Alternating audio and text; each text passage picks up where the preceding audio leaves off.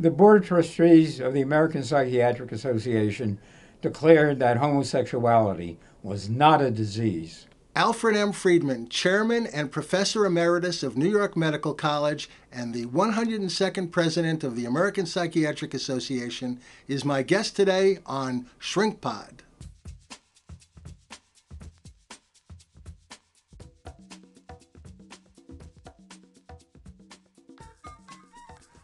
From the campus of New York Medical College and the Behavioral Health Center at Westchester Medical Center in Valhalla, New York, I'm Dr. Michael Blumenfield, Professor of Psychiatry, and this is Shrinkpod. This podcast will bring to you information, commentary, and interviews with experts on topics in mental health and psychiatry. You can subscribe to receive this podcast on a regular basis, and your comments and suggestions are always welcome. My email address is shrinkpod@aol.com. And now for today's program.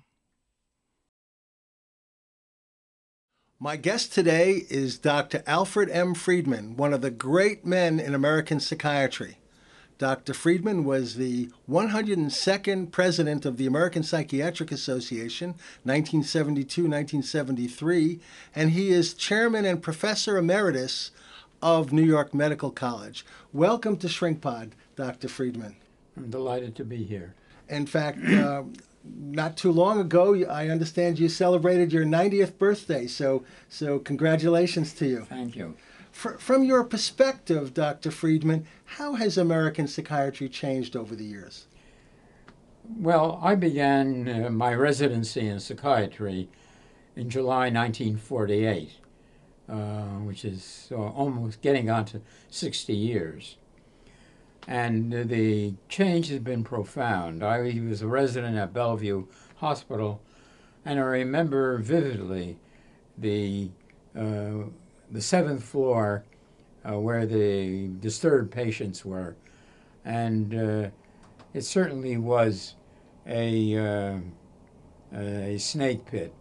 I mean, patients who were over-sedated with sodium amytal, who were, the smell of paraldehyde was in the air, which is a very strong sedative that really knocked patients out, if you will.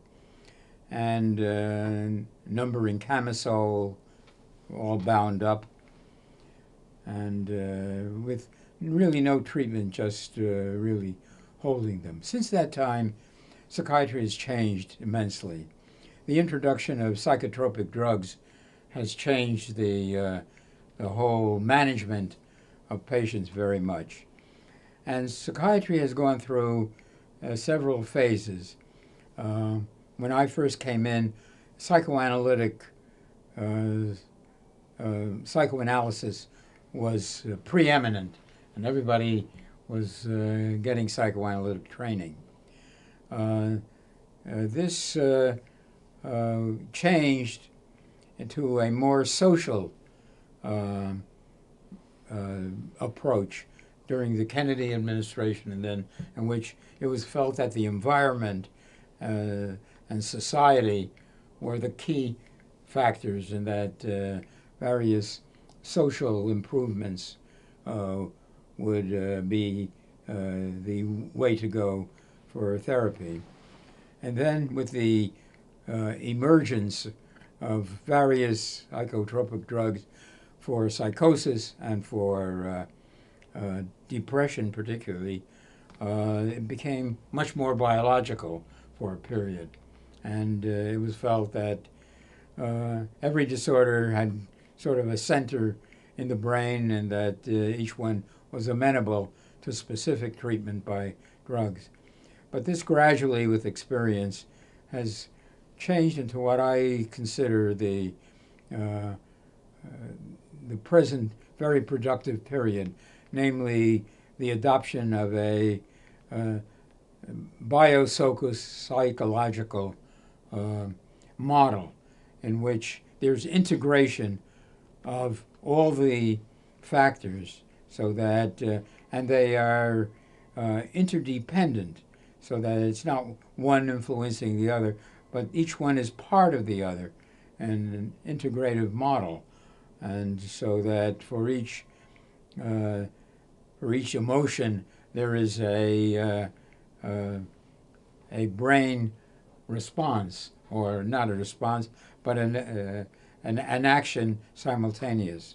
And there's more and more work going on in this, in the use of various new technologies, the MRI, the functional MRI, and other methods, and so that the various emotional states, the concomitant in the brain, becomes evident.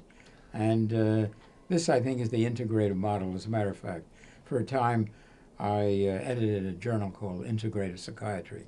I think that's the way we're going, which is productive.